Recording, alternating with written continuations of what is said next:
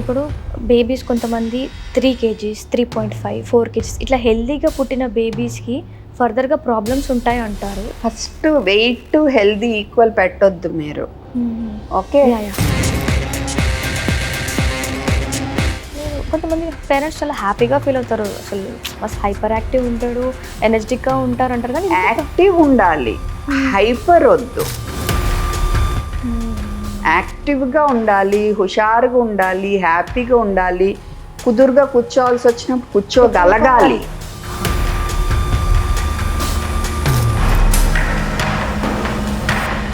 మనం హెల్తీ అని బేబీకి కొన్ని ఫుడ్స్ ఇస్తాం. అది తెలియకుండానే మేబీ అవి డేంజరస్ కూడా అయ్యి ఉండొచ్చు. మార్కెట్లో ఇమ్యూనో బూస్టర్లు ఇవన్నీ కొనేసి సప్లిమెంట్స్ ఇచ్చేస్తున్నారు. పాలల్లో బూస్ట్లు, బోర్నవిటాలు, గ్రిడ్జోలు.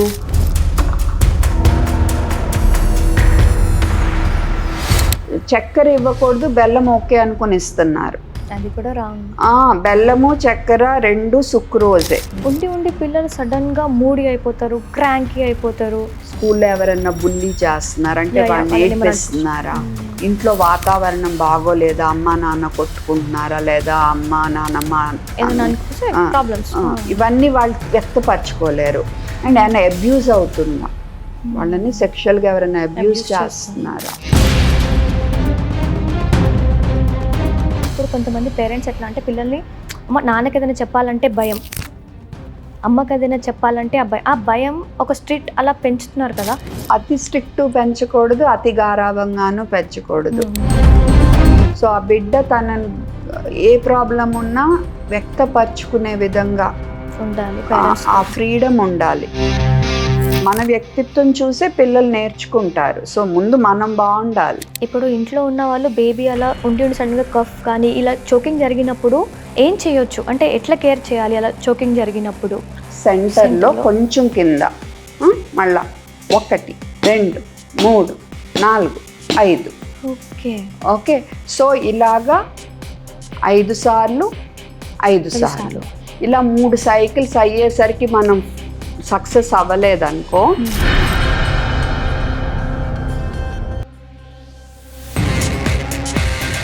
పేరెంట్స్ అవాయిడ్ చేయాల్సిన 3 మిస్టేక్స్ ఏంటి పిల్లల పెంపకంలో? ముందు సోషల్ మీడియాలో ఎవరు చెప్పింది, ఎవరు పడితే వాళ్ళు చెప్పింది విని పాటించకూడదు. ఎవరు చెప్తున్నారో చూసుకోండి. 2, ఇంట్లో వాతావరణం ప్రశాంతంగా ఉండేట్టు చూసుకోండి. గబుక్కుని సెల్ ఫోన్లు, ఐప్యాడ్లు ఇవి గబుక్కుని పిల్లలకి ఇచ్చేయొద్దు. ఎందుకంటే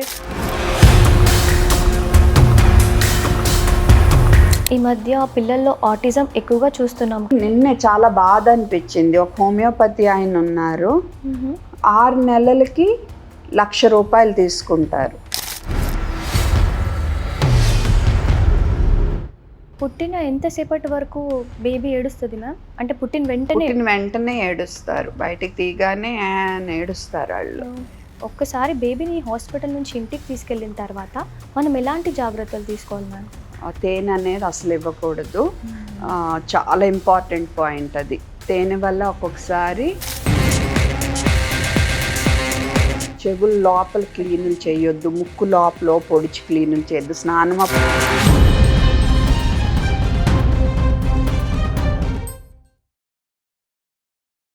హాయ్, హలో, వెల్కమ్, నమస్తే, welcome to Telugu health focus. ఈరోజు మనతో పాటు ప్రముఖ పీడియాట్రిషియన్ శివరంజని సంతోష్ గారు ఉన్నారు, మాట్లాడదాం. హలో మేడం, నమస్తే. నమస్తే మ్యామ్. న్యూ బోర్న్ బేబీ విషయంలో చాలా మందికి చాలా డౌట్స్ ఉంటాయి. సో అలాంటి డౌట్స్ అన్నీ కూడా క్లారిఫై చేయడానికి చాలా క్వశ్చన్స్ తోటి మేము ముందుకు వచ్చాము. So ma'am, new Born baby నుంచి స్టార్ట్ చేద్దాం మేడం. న్యూ పేరెంట్స్కి అంటే ఆ బేబీ విషయంలో అంత క్లారిటీ ఉండదు. సో అట్లా మామూలుగా ఇప్పుడు పిల్లలు పుట్టంగానే ఏడవాలి అంటుంటారు కదా మ్యామ్. ఆ ఏడవడం అనేది ఎంతవరకు ఇంపార్టెంట్? అంటే ఏడవకపోతే ఏదైనా ప్రాబ్లం ఉంటుందా?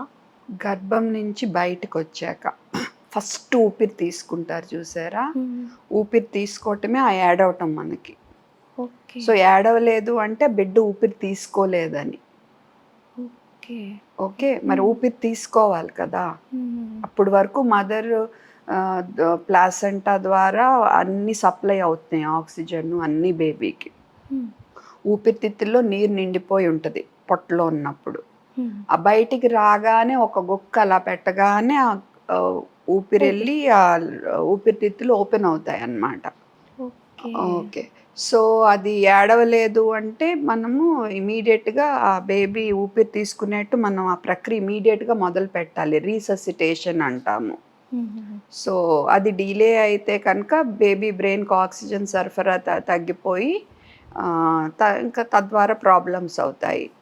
ఓకే. అంటే సో, మ్యామ్ పుట్టిన ఎంత సేపటి వరకు బేబీ ఏడుస్తది మ్యామ్? అంటే పుట్టిన వెంటనే పుట్టిన వెంటనే ఏడుస్తారు. బయటికి తీయగానే అని ఏడుస్తారాళ్ళు. ఓకే. ఓకే. ఏడవకపోతే ఇమ్మీడియేట్‌గా మనం బ్యాక్‌ని రబ్ చేసో, ఈ అరిపాదల్లో ఒకసారి ఇలా తట్టో చూస్తాము. హ్మ్. అప్పటికి ఏడవకపోతే మనకొక ప్రోటోకాల్ ఉంటదనమాట. మనం ఇలా ఊపిరి ఇలా ఇవ్వాలి. హ్మ్. హార్ట్ రేట్ తక్కువుంటే ఇలాగా టెస్ట్ చేయాలి. హార్ట్ నొక్కాలి. ఇలాగా. ఓకే. సో, సిపిఆర్ హ్మ్. నియోనేటల్ రీససిటేషన్ అంటాము. ఓకే. సో, వాళ్ళు ఊపిరి తీసుకోపోతే హుహుహు. అంటే ఏడవకపోయినా ఊపిరి తీసుకోపోతే తీసుకోకపోతే. మనం ఎమ్మటే వాళ్ళు ఊపిరి తీసుకునేట్టు చేసే ప్రక్రియ ఎమ్మటే మొదలు పెట్టాలి. హుహు. మ్యామ్ ఎందుకంటే మనం దాన్ని డిలే చేసే కొద్దీ బేబీకి బ్రెయిన్‌కి ఆక్సిజన్ సరఫరా తగ్గిపోద్ది. దాన్ని యాస్ఫిక్సియా అంటాము. హ్మ్. సో, అప్పుడు తర్వాత బిడ్డకి ప్రాబ్లమ్స్ రావచ్చు. ఫిట్సు, తదితర సమస్యలు, సెరిబ్రల్ పాల్సీ లాగా. అందుకని మనం ఊపిరి చేయాల్సిందే. తీసుకునేట్టు చేయాలి. ఓకే. మ్యామ్ ఇప్పుడు పుట్టగానే కొంతమంది పిల్లల్ని ఎన్ఐసీయూలో పెడతాం కదా! అంటే ఇట్లా ప్రీమెచ్యూర్ బేబీస్‌కి at the same time under weight and over weight బేబీస్‌ని కూడా ఎన్ఐసీయూలో పెట్టాల్సి వస్తుందా? అవసరం బట్టి. ఇప్పుడు ప్రీ టర్మ్ బేబీస్‌కి పెట్టాల్సొస్తది. బిగ్ బేబీస్ కూడా ఒక్కోసారి వాళ్ళ గ్లూకోజ్ లెవెల్ డౌన్ అవ్వచ్చు. అందుకని అది మానిటర్ చేయటానికి పెట్టాల్సొస్తది. హ్మ్. ఒక్కోసారి వాళ్ళు ఊపిరితిత్తులు ఇందాక నేను చెప్పినట్టు తొందరగా ఎక్స్‌పాండ్ అవ్వకపోతే, ఇంకా ఓకే. నీరు హుహు. నిండుకునుంటే. ఇంకా ఆళ్ళు ఆయాస పడతా ఉంటారనమాట. హుహుహు. సో, అది సెటిల్ అయ్యే వరకు ట్రాన్సియంట్ టాకెప్నియా ఆఫ్ న్యూ బార్న్ అంటాం. అలా ఉన్నా పెట్టాల్సొస్తది. ఒక్కోసారి ఉమ్ము నీరు మింగేస్తారంటారు. హుహు. విన్నారు ఆ! కదా! విన్నాను మ్యామ్. అది వాళ్ళు మోషన్ పొట్టలోనే ఎళ్ళిపోయి అది మింగేస్తారు. దాన్ని మెకోనియం యాస్పిరేషన్ అంటాం. ఓకే. అది లంగ్స్‌లోకెళ్ళినా మళ్ళా వాళ్ళకి ఆయాసము, హుహు. నిమ్మూలాగా రావచ్చు. అందుకని అలాంటి బిడ్డల్ని పెట్టాల్సొస్తది. ఆర్ పుట్టగానే ఏడవకుండా, బ్రీతింగ్ హ్మ్. లేకుండా వాళ్ళని కూడా ఆర్ ఫిట్స్ ఉన్నా, ఇలా హ్మ్. రకరకాల కారణాలు. So, okay. ఇప్పుడు సైన్స్ చాలా అడ్వాన్స్ అయింది. హ్మ్. సో, ఇలా పిల్లల్ని మంచిగానే కాపాడుకోగలుగుతున్నాము. ఓకే. మ్యామ్ న్యూబార్న్ బేబీస్‌ని ఇంటికి తీసుకొని వెళ్ళిన తర్వాత ఇటు సైడ్ కొన్ని ట్రెడిషన్స్ ఉంటాయి. మదర్ సైడ్ కొన్ని ఉంటాయి. ఇలా చేయాలి మసాజ్, ఇలా చేయించాలి స్నానాలని చాలా హడావిడి చేసేస్తుంటారు. ఒక్కసారి బేబీని హాస్పిటల్ నుంచి ఇంటికి తీసుకెళ్ళిన తర్వాత మనం ఎలాంటి జాగ్రత్తలు తీసుకోవాలి మ్యామ్? ఫస్ట్ బేబీని ఎత్తుకున్నా, ఫీడ్ చేస్తున్నా, ఈ మెడ, బ్యాక్ మంచిగా సపోర్ట్ ఉండాలి. హుహు. ఓకే. ఓకే. ఈ ఎత్తుండాలి. ఇలా పట్టుకోకూడదు. హుహు. ఓకే. రెండోది బేబీనెప్పుడు వెచ్చగా ఉంచాలి. మన చేతి వెనక భాగంతో బేబీ అరచేతులు, అరిపాదాలు మనం చూసుకుంటే హ్మ్. వెచ్చగా ఉండాలి. వేడిగా ఉండకూడదు, చల్లగా ఉండకూడదు. నార్మల్‌గా. ఓకే. ఓకే. కొంతమంది ఇలా టైట్‌గా కట్టేస్తారు స్వాడ్లింగ్. అలా హ్మ్. చేయకూడదు. బేబీ ఫ్రీ మూవ్‌మెంట్ ఉండాలి. హ్మ్. ఆ! చుట్టే బదులు స్వాడిల్ బ్యాగ్స్ అయితే సేఫ్. ఈ చుట్టే గబుక్కున మొహం మీద లాక్కుంటే ఏసేసుకుంటారు. రిస్క్ హ్మ్. అవ్వచ్చు. హ్మ్. బేబీనెప్పుడు పడుకోపెట్టినా ఇలా వెల్లకిలానే పడుకోపెట్టాలి గట్టి బెడ్ మీద. ఇలా హ్మ్. బోర్లా కానీ, సైడ్‌కి కానీ నిద్రపెట్టి మీరు నిద్రపోయారనుకో, పొరపాటున బేబీ ఇలా తెలీదు. పడిందనుకో హ్మ్. రిస్క్ అయిపోతది. ఓకే. ఓకే. హ్మ్. ఓకే. అండ్ బేబీకి ఎప్పుడూ పాలు హ్మ్, బిడ్డ పుట్టినప్పుడు ఒక వెయిట్ ఉంటారు. హ్మ్. కొంచెం తగ్గుద్ది. తగ్గి మళ్ళా పెరిగి బర్త్ వెయిట్‌కొచ్చేస్తారు. పుట్టినప్పుడున్న పుట్టినప్పుడు. హ్మ్. వెయిట్‌కి 10 రోజుకో, 14 రోజుకో. ఓకే. అప్పుడు వరకు ఫీడ్‌కి మధ్య 2, 3 గంటల కంటే గ్యాప్ ఉంచొద్దు. బట్ హ్మ్. ఆ తర్వాత ఆన్ డిమాండ్ ఫీడింగ్ అంటే బేబీకి బేబీ. ఆకలేసినప్పుడు ఇవ్వండి. ఈజీగా ఒక 4, 5 గంటలు గ్యాప్ ఉన్నా పర్వాలా. బర్త్ వెయిట్ క్రాస్ అయ్యాక. హ్మ్. అంటే పాలు పాలు. తాగినప్పుడు బాగా తాగుతుంటే. రోజుకి కనీసం 6-8 సార్లు యూరిన్ ఎళ్తుంది బేబీ.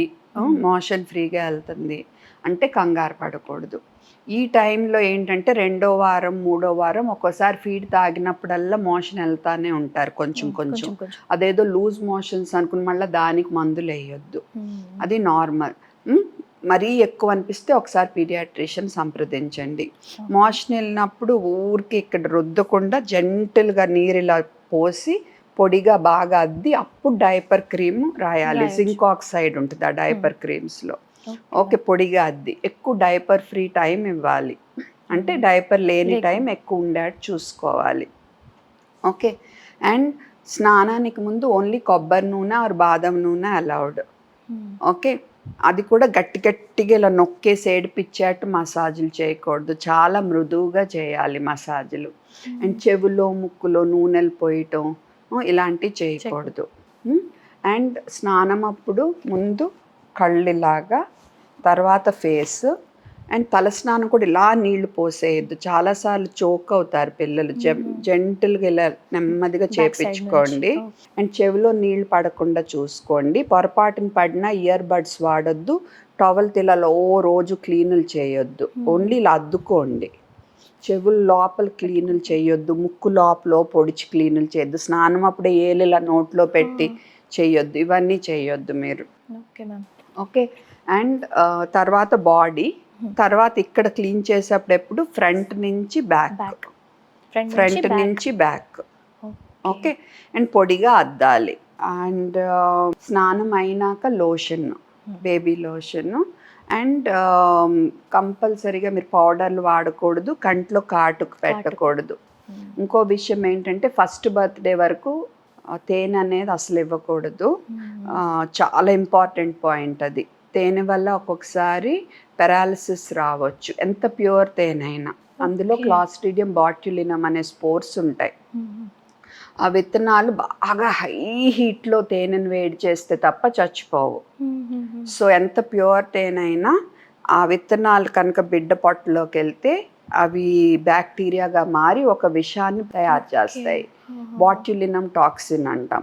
దానివల్ల పైనుంచి కింద వరకు పెరాలిసిస్ వచ్చే రిస్క్ ఉంటుంది. చాలా అరుదు, కానీ దానికి విరుగుడు ఎక్కడ పడితే అక్కడ అవైలబుల్ లేదు మనకి. సో రిస్క్ తీసుకోవటం మంచిది కాదని నా అడ్వైజ్. ఆ తర్వాత మీ ఇష్టం. ఓకే, సో అండ్ ఇంకోటి, పిల్లల్ని ఎప్పుడు మంచాల మీద అది ఒక్కళ్ళని వదిలేయకూడదు. చిన్న పిల్లల దగ్గర పెట్స్తోనూ పెంపుడు జంతువులతో ఒక్కళ్ళనే వదిలేయకూడదు. డైరెక్ట్ స్టీములు ఇవ్వద్దు, సాంబ్రాణి అలాంటివి ఇవ్వద్దు, అవి పీల్చుకుని లంగ్స్కి మంచిది కాదు. అండ్ పిల్లలు ఉన్న రూమ్లో ఎక్కువ దుమ్ము లేకుండా, దుమ్ము పట్టే ఏం లేకుండా చూసుకోండి. అండ్ తడి గోడలు, ఫంగస్ లేకుండా చూసుకోండి. తర్వాత ఎక్కువ స్మెల్ వచ్చేవి ఏమి వద్దు, కర్పూరము, యూకలిప్టస్ ఆయిల్, దోమల మందులు ఇవన్నీ ఏమి వద్దు. ఒకవేళ ఇంకా మీకు తప్పలేదు, దోమ తెరలు పెట్టినా దోమలు ఆగట్ల, ఇంట్లో అంతా నిలవ నీళ్ళు లేకుండా చూసుకున్నా, తలుపులేసి ఉంచినా దోమలు ఆగట్లేదంటే మీరు గుడ్ నైట్ ఆల్ అవుట్ వాడాల్సిన పరిస్థితి ఉంటే అది ఆపిన 2 గంటలకే బేబీ ఆ రూమ్కి వెళ్ళాలి. ఈ జిండాటిలిస్మాట్లు ఇలాంటివి ఏం వాడొద్దు. విక్స్, యూకలిప్టస్, జిండాటిలిస్మాట్, కర్పూరం, ఫిట్స్ రిస్క్ ఉంటుంది, ఆయాసం పెరిగే రిస్క్ ఉంటుంది. తెలియకి వాడేస్తూ ఉంటారు డాక్టర్ చాలా మంది. అగరబత్తులు ఇవన్నీ ఏం లేదు, ఇల్లు రూమ్ సింపుల్ ఉండాలి, సింపుల్ ఎక్కువ బేబీని ఇబ్బంది పెట్టకుండా. సో తేలి తెప్పించడానికి ఇలా సెంటర్లో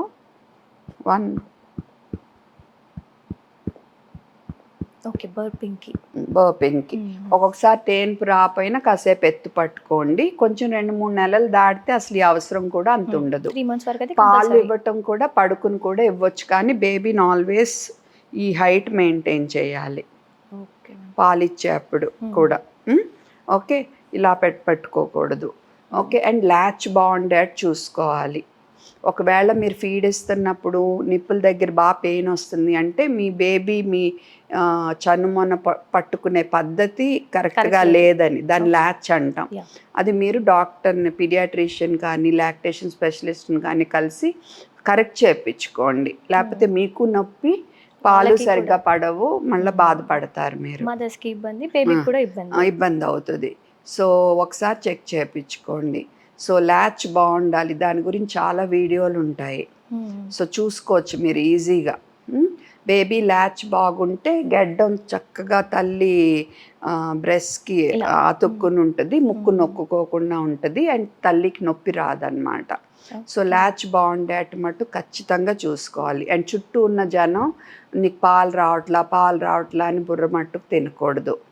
ఓకే, చాలా ఎంకరేజింగ్గా ఉండాలి. అందరికంటే తన బిడ్డ గురించి తన తల్లికే బాగా తెలుస్తుంది. అంతే కదా. సో నీ దగ్గర కంటే నా దగ్గర బాగుంటుంది బేబీ, ఇలాంటి మాటలు మాట్లాడకూడదు. తల్లి ఆల్రెడీ చాలా స్ట్రెస్లో ఉంటుంది అన్నమాట. సో చాలా ఆహ్లాదకరంగా ఉండాలి వాతావరణం తల్లి బిడ్డ చుట్టూ. సో అది చాలా ఇంపార్టెంట్. నెగిటివ్ అనేది ఉండకూడదు. So good positioning, good burping, maintaining warmth. ఏసీలు ఇవి వాడొచ్చా అని అడగొచ్చు మీరు. వాడొచ్చు, బట్ రూమ్ టెంపరేచర్ ఎలా ఉండాలంటే బేబీ నేను ఇందాక చెప్పినట్టు పట్టుకుని చూస్తే చేతులు అవి చల్లగాను ఉండకూడదు, వేడిగాను ఉండకూడదు.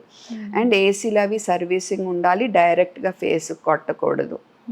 సో ఫ్యాన్ లైట్ డైరెక్ట్గా ఫేస్ మీదకి రాకూడదు. అండ్ తల్లిపాలు తప్ప. అండ్ డాక్టర్స్ విటమిన్ డి అని ఇస్తారు అవి. అండ్ 4 నెలలు నిండాక పూర్తిగా తల్లిపాల మీద ఉన్న బిడ్డలకు ఐరన్ ఇస్తారు. ఇంతకు మించి వేరే ఏమి ఇవ్వము. 6 నెలలు నిండాకనే ఘనాహార పదార్థాలు స్టార్ట్ చేయాలి. సో ఈ ఇచ్చినప్పుడు ఈ డ్రాపర్లు ఇవి ఎంగిల్ లేకుండా జస్ట్ స్పూన్లో మెడిసిన్ తీసుకుని ఇవ్వటం.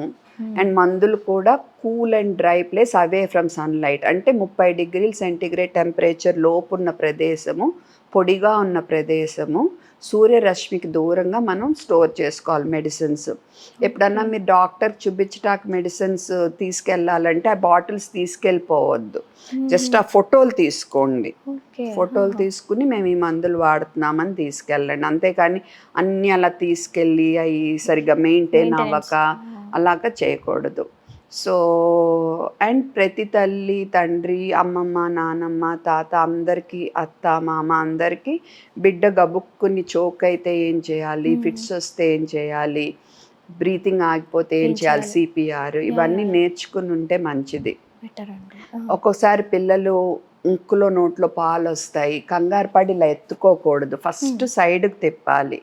సైడ్కి తిప్పి ఆ పాలు పడిపోయాక అప్పుడు ఎత్తుకోవాలి. లేకపోతే మళ్ళీ విండ్ పైప్లోకి పాలు వెళ్ళి మళ్ళా చోకింగ్ అవుతారనమాట. సో ఇలా మనం జాగ్రత్తగా పెంచుకోవాలి. ఇంకోటి ఏంటంటే ఎత్తు అలవాటు అయిపోద్ది అంటారు. అదేం కాదు. చంటి బిడ్డ తన తల్లి దగ్గర తండ్రి దగ్గర ఉండాలనుకుంటే ఉండనివ్వండి. నెమ్మదిగా ఆ బెడ్ మీద పడుకోవటం అలవాటు చేయండి.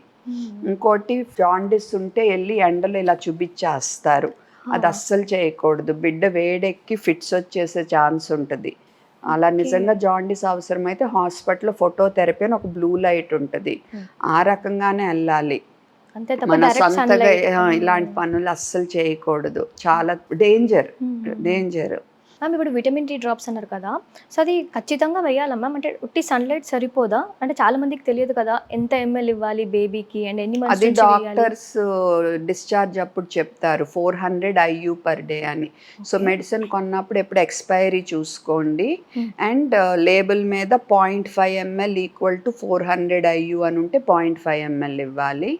1 ml ఈక్వల్ టు 400 IU అని ఉంటే 1 ml ఇవ్వాలి. సో అది వేసేటప్పుడు కూడా జాగ్రత్త, గబుక్కుని ఇలా పోసేయకుండా వారుగా పోయాలి. కొంతమంది పిల్లలకు తప్పనిసరి ఫార్ములా ఇస్తున్నా కూడా ఆ ఫార్ములా డబ్బా మీద ఇన్స్ట్రక్షన్స్ క్లియర్గా చదువుకోవాలి, ఆ రకంగానే ప్రిపేర్ చేయాలి. ఆ తర్వాత ఓపెన్ చేసాక ఇన్ని రోజుల తర్వాత వాడకూడదని ఉంటుంది, అవన్నీ శ్రద్ధగా చూసుకోవాలి. తర్వాత ఫస్ట్ బర్త్డే కల్లా బాటిల్ మానేయటానికి ప్లాన్ మొదలు పెట్టాలి. సో ఇవన్నీ కూడా చాలా ఇంపార్టెంట్. ఓకే మ్యామ్, ఇప్పుడు బ్రెస్ట్ ఫీడింగ్ అనేది చాలామంది 1 year అవ్వగానే 1.5 year అవ్వగానే స్టాప్ చేసేసేయాలి అంటున్నారు. సో దీని మీద మీరు ఏమంటారు మ్యామ్? ఒకప్పుడైతే 2 years తాగారు మా బేబీ మిల్క్, 5 years తాగారు, మీరు ఇప్పుడే తొందరగా ఆపేస్తున్నారు అని అంటున్నారు కదా.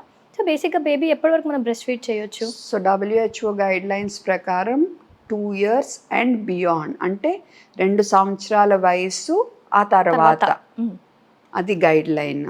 ఓకే, కానీ ఏంటంటే అది పాలుగా తాగాలి, అంతేకాని నిప్పుల్ని నోట్లో పెట్టుకుని అలా పడుకోవటం ఆ అలవాటు ఉంటే మటుకు నెమ్మదిగా, ముఖ్యంగా పళ్ళు వచ్చాక ఓకే. ఆ అలవాటు తప్పించాలి. కానీ పాలు తాగటం తల్లి నుంచి అనేది 2 ఏళ్ల వయసు వరకు అండ్ ఆ తర్వాత కూడా కంటిన్యూ కంటిన్యూ చేయొచ్చు. చేయొచ్చు. తర్వాత కూడా కంటిన్యూ చేయొచ్చు.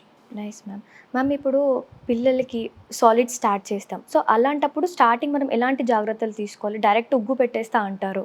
సో అలా కాకుండా స్టార్టింగ్ బేబీ 6 మంత్స్ అయిపోయింది. మనం సాలిడ్ స్టార్ట్ చేయాలి. ఎలా స్టార్ట్ చేయాలి? ఫ్రూట్స్ నుంచా? వెజ్జీస్ నుంచా? స్టీమ్ నుంచా? సో బేసిక్‌గా కొన్ని రూల్స్ గుర్తుపెట్టుకోవాలి. మన ఎయిమ్ ఏంటంటే, మన గోల్ మొదటి పుట్టినరోజు కల్లా ఇంట్లో తినే పద్ధతిలో తినే అలవాటు రావాలి. అంటే జంక్ అని కాదు, కాదు. Healthy healthy food. Food. Okay. Okay. So మనం ఇప్పుడు ఫర్ ఎగ్జాంపుల్ మన ఇంట్లో అన్నము, పప్పు, కూర తినే ఫ్యామిలీ అలా. సో అనుకో అలాగా అవే తినేట్టు. తినేయొచ్చు. ఆ రోజు ఉప్మా చేసుకుంటే ఉప్మా, ఆ రోజు పోహా చేసుకుంటే పోహా, ఆ రోజు గుడ్డు కూర చేసుకుంటే గుడ్డు కూర. అది తినేట్టు. మన ఎయిమ్ అది. Okay. Okay. So quality parents plan చేయాలి. క్వాంటిటీ బేబీ నిర్ధారించుకోనివ్వాలి. ఓకే. ఎంత అనేది బేబీ ఆ, డిసిషన్. ఓకే. యాహ్! సో మనం ప్లానింగే. ఎంత తినాలనేది baby. First most important rule. ఇలా పడుకోపెట్టేసి కచ్చిగా కంగారు పడిపోయి తినిపిచ్చేయటం అది చాలా డేంజర్. First choking risk. బిడ్డకు ఫుడ్ అంటే ఒక విధమైన వెగటొచ్చేస్తది. రెండోది ఆ బొమ్మలు చూపించి, ఈ బొమ్మలు చూపించి, సెల్ ఫోన్లు చూపించి ఫుడ్ పెట్టడం. Screen time. ఓకే. అది చాలా తప్పన్నమాట. మీరే ఇమాజిన్ చేసుకోండి. మీరేదో ఆలోచిస్తుంటే ఇలా ఫుడ్ ఒకళ్ళు గొట్టం వేసి ఇలా పెట్టేస్తే ఎలా ఉంటుంది మీకు? ఆ ఫుడ్ని మీరు ఆస్వాదించాలి కదా. ఆ ఫుడ్ ఏంటనేది ఫీల్ అవ్వాలి, ఎంజాయ్ చేయాలి. పొట్ట నిండినప్పుడు ఇదిగో నాకు నిండింది ఇంక నేను తినలేను అని చెప్పగలగాలి. సో అలా పెంచాలి మనం పిల్లల్ని. అప్పుడే ఫ్యూచర్లో కూడా వాళ్ళ హ్యాబిట్స్ బాగుంటాయి. సో అందుకని మీరేం చేయాలంటే బిగినింగ్లో వాళ్ళకి పాలే మెయిన్ సోర్స్ కాబట్టి బిగినింగ్ ఫుడ్ పెట్టినప్పుడు కొత్తవి ట్రై చేసినప్పుడు పాలు తాగాక ఒక 40 నిమిషాలకి 50 నిమిషాలకి ఇచ్చి చూద్దాం. నెమ్మదిగా బిడ్డకి ఆకలికి దీనికి కనెక్షన్ వచ్చినాక అప్పుడు ఆకలి వేసినప్పుడు డైరెక్ట్గా మనం ఘనాహార పదార్థాలు పెట్టచ్చు, సాలిడ్స్. ఓకే. సో యూజువల్గా నెలకు ఒక మీల్ చొప్పున పెంచుకుంటా పోండి. అంటే మధ్య మధ్యలో టేస్ట్కి ఊరికే ట్రై చేయటం వేరు, నేను అనేది ఫుల్ మీల్. 9 months కల్లా 3 మీల్స్కి సెట్ అవుతారు పిల్లలు జనరల్గా. ఆ తర్వాత ఒక స్నాక్ యాడ్ అవుద్ది. ఫస్ట్ బర్త్డే అయ్యేసరికి 2 స్నాక్లు యాడ్ అవుతాయి సుమారుగా. ఆ రకంగానే తల్లిపాలు కూడా కొంచెం తగ్గటం మొదలు పెడతాయి. అది ఆటోమేటిక్గా జరుగుద్ది. సో ఫస్ట్ జనరల్గా ఏమంటారంటే తీపి ఎక్కువ అలవాటు చేయొద్దని. అందుకని 2వ బర్త్డే వరకు ఫుడ్డుల్లో తీపివేమీ వేయొద్దు. అది చక్కెర కానివ్వండి, బెల్లం కానివ్వండి, డేట్స్ పౌడర్ కానివ్వండి, హనీ కానివ్వండి, ఏదన్నా ప్రతి ఫుడ్లో తీపి అనేది అలవాటు చేయొద్దు. ఆ తర్వాత 2 ఏళ్ళు దాటాక కూడా పాలల్లో పంచదార, బెల్లం ఇలాంటివి వేసి తీపి అనేది అలవాటు చేయొద్దు అని ఇప్పుడు చెప్తున్నారు. ఎందుకంటే తీపి అలవాటు అయ్యే కొద్దీ అవే ఎక్కువ తిని తర్వాత వాళ్ళు ఆరోగ్యం పాడు చేసుకుంటారని. ఇప్పుడు అలవాటు అయిన టేస్ట్లు లైఫ్ లాంగ్ ఉండిపోతాయి. సో ఇప్పుడు మీరు మంచి ఆహారం తినటం అలవాటు చేస్తే అది అలవాటు అవుతుంది. అండ్ ఉప్పు కూడా ఫస్ట్ బర్త్డే వరకు ఇవ్వద్దు అంటున్నారు. మీరు సోషల్ మీడియా పోస్టులు చాలా చూస్తున్నారు, ఉప్పు ముందే ఇవ్వండి అని. లేదు, ఎందుకంటే వాళ్ళ కిడ్నీస్ అంత మెచ్యూర్ ఉండవు అప్పటికి. ఓకే. సో ఈ ఉప్పు ఒకవేళ కొంచెం లూజ్ మోషన్స్ అయినా ఉప్పు లెవెల్ సడన్గా పెరిగింది అనుకో బాడీలో ప్రాబ్లం అయిపోతుంది. ఒక్కోసారి వాటర్ ఎక్కువ కోల్పోతారు ఉప్పు కంటే. సో అప్పుడు ఉప్పు లెవెల్ పెరిగిపోతుంది. సో అది డేంజర్ అవుతుంది. సో కిడ్నీస్ ఇంకా మెచ్యూర్ ఉండవు కాబట్టి కొంచెం ఫస్ట్ బర్త్డే తర్వాతే బేసిక్ లెవెల్ ఉప్పు, అది కూడా అప్పడాలు, చిప్స్ ఇలా అలాంటి అలవాటు చేయమని కాదు. సో బిగినింగ్లో మీరు ఎంత శాంతంగా ఉన్న ఫుడ్ అలవాటు చేస్తే ఆ తర్వాత వాళ్ళు అంత బాగా సెట్ అవుతారు. తర్వాత ప్రతిదీ అన్నీ ఇంత జంకే తినాలన్న ఫీలింగ్ వాళ్ళకు ఉండదు. సో వాళ్ళ లాంగ్ టర్మ్ హెల్త్కి మీరు ఇప్పుడే పునాది వేస్తున్నారు అన్నమాట. మంచి హెల్త్, మంచి ఫుడ్. మేము తినలేదా, మేము తినిపించలేదా అని వింటూ ఉంటారు తల్లులు. సో కొంచెం అది మీరు మీ అమ్మా నాన్నలతో అత్తమామలతో పోట్లాడకుండా నెమ్మదిగా వాళ్ళు అర్థం చేసుకునేట్టు చెప్పుకుని ఈ రకంగా పెంచుకోండి పిల్లల్ని. ఎందుకంటే హ్యాపీ ఫ్యామిలీ కూడా ఇంపార్టెంట్ బేబీకి. మనందరం పోట్లాడుకుంటా ఉన్నాం అనుకో బేబీ హ్యాపీగా పెరగదు. మనందరికీ కావాల్సింది బేబీ హ్యాపీగా ఉండటం. సో అది కూడా గుర్తుపెట్టుకోవాలి మనము. కానీ ఇప్పుడు కొంతమంది నన్ను అడుగుతారు, నేను డేట్స్ పౌడర్ వేయద్దన్నారు, డేట్ తినిపించొచ్చా అంటారు. సెపరేట్గా మీరు ఒక ఫ్రూట్ లాగా తినిపించవచ్చు. బట్ డేట్స్ పౌడర్ ప్రతి దాని మీద వేసి తీపి ఫుడ్ అనేది అలవాటు చేయొద్దు.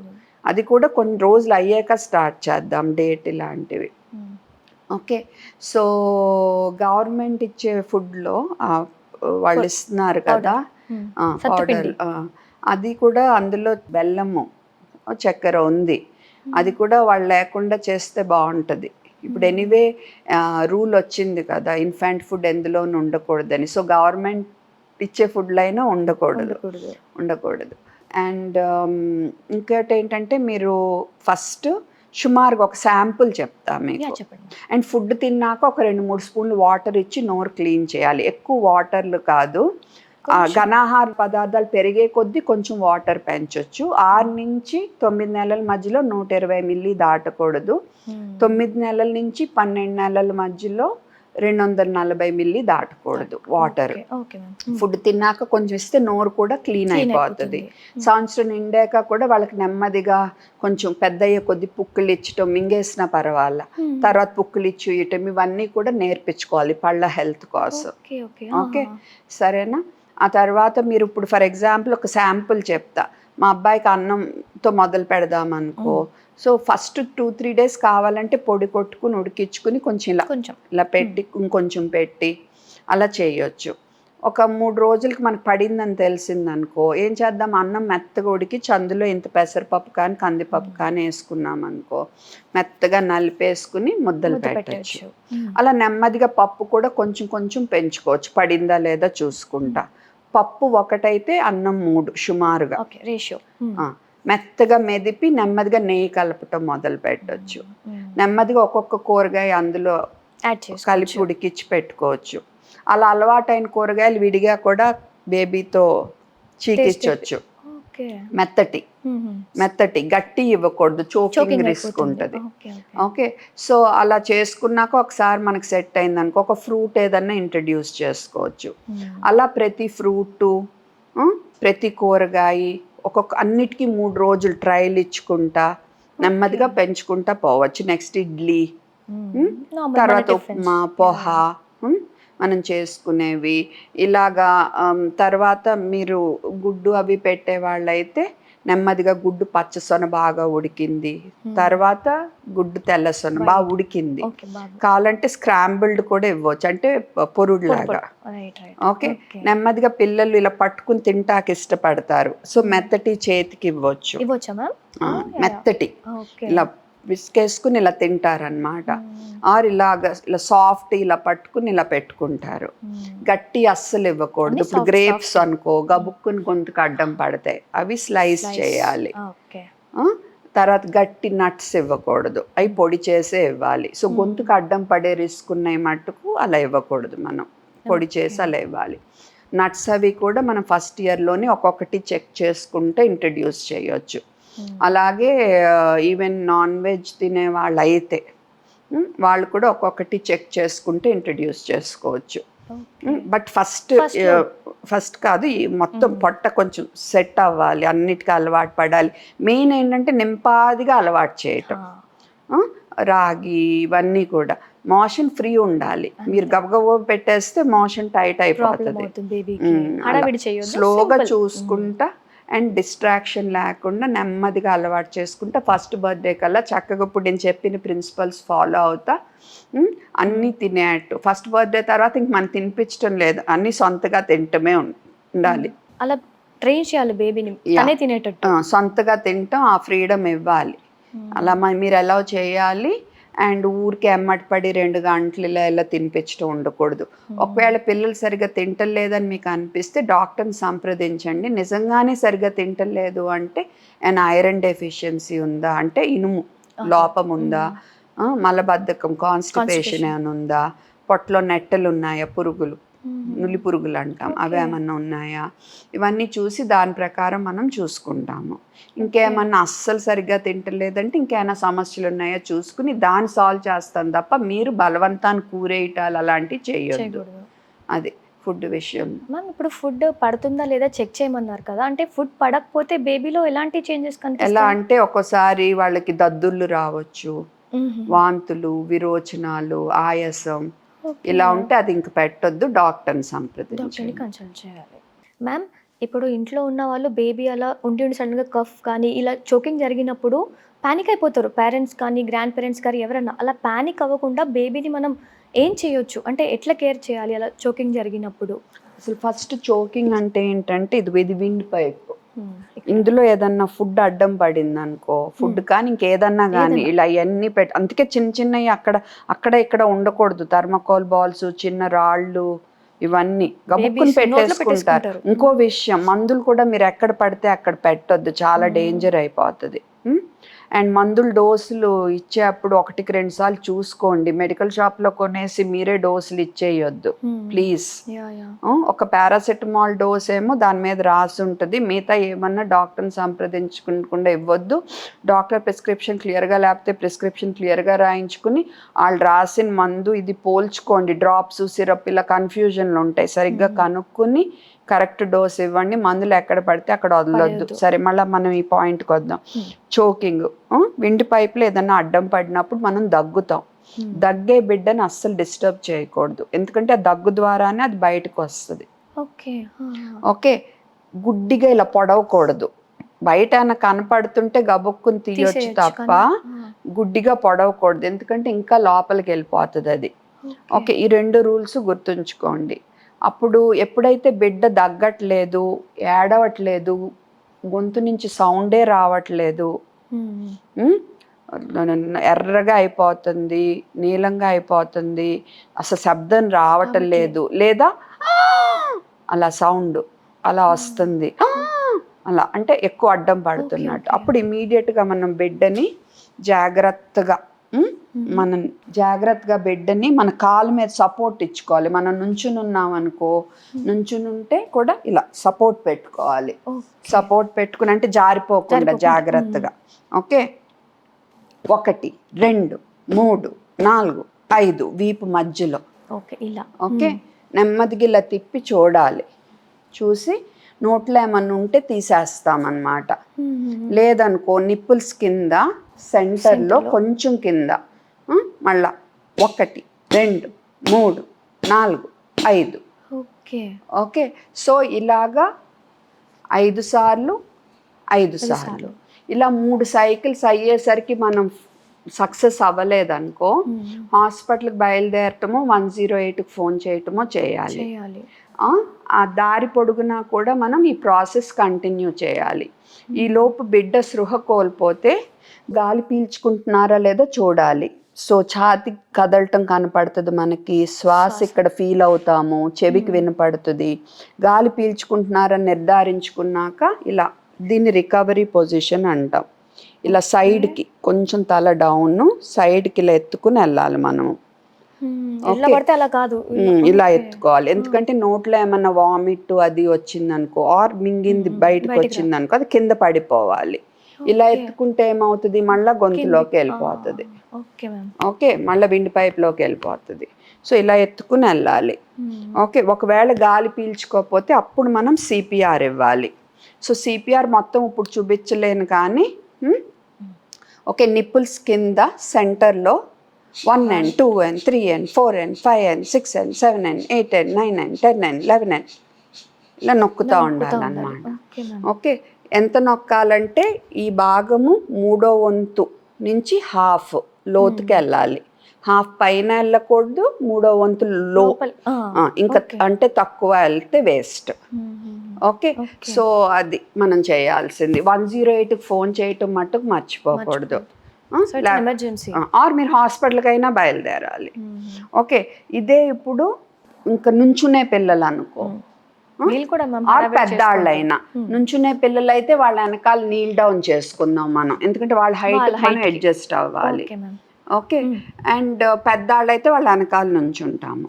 సో వాళ్ళ వెనకాల నుంచుని సేమ్ రూల్స్, దగ్గుతుంటే దగ్గనివ్వాలి, డిస్టర్బ్ చేయకూడదు, దగ్గ లేకుండా సౌండ్ లేకుండా ఇందాక మీరు అన్నారు అని వస్తుంటే వాళ్ళ వెనకాలకి వెళ్ళి కొంచెం వాళ్ళని ముందు కొంచెం వీపు వెనకాల 1 2 3 4 5. తర్వాత ఇక్కడ చూసారా, ఇది బొడ్డు, ఇది మన bone tip. Okay okay. So దీని రెండిటికి మధ్యలో బొడ్డుకి సుమారుగా 2 అంగుళాల పైన ఈ బొటనేళ్ళు ఇలాగా, బొటనేళ్ళు ఇలా తగలాలన్నమాట. ఓకే. పైకి వెనక్కి ప్రెస్ చేయాలి. 1 2 3 4 5. ఓకే. వెనక్కి పైకి 1 2 3 4 5. ఓకే. కొంచెం ముందు కొంచెం. సో 5 5 5 5 5 5. 3 సైకిల్స్లో మనం సక్సెస్ అవ్వకపోతే 108కి ఫోన్ చేయటము, హాస్పిటల్కి బయలుదేరటము. అండ్ కుదిరినంత ఈ ప్రాసెస్ కుదిరినంత కంటిన్యూ చేయటం. గాలి పీల్చుకుంటుంటే ఇలా సైడ్కి మనం పడుకోబెడతాము. అండ్ గాలి పీల్చుకోవటం కూడా ఆపేస్తే సిపిఆర్ ఇవ్వాలి. ఇది కూడా సిపిఆర్ ఫుల్ చూపించలేను ఇప్పుడు. మీరు నా ఛానల్ వీడియోస్ అవి ఉంటాయి, ఒకసారి చూడండి సిపిఆర్ ఎలా ఇవ్వాలో. చిన్నపిల్లలకైతే 1 చెయ్యి వాడతాము చెస్ట్ నొక్కటాకి, గుండె నొక్కటాకి. పెద్దాళ్ళకి 2 చేతులు వాడతాము.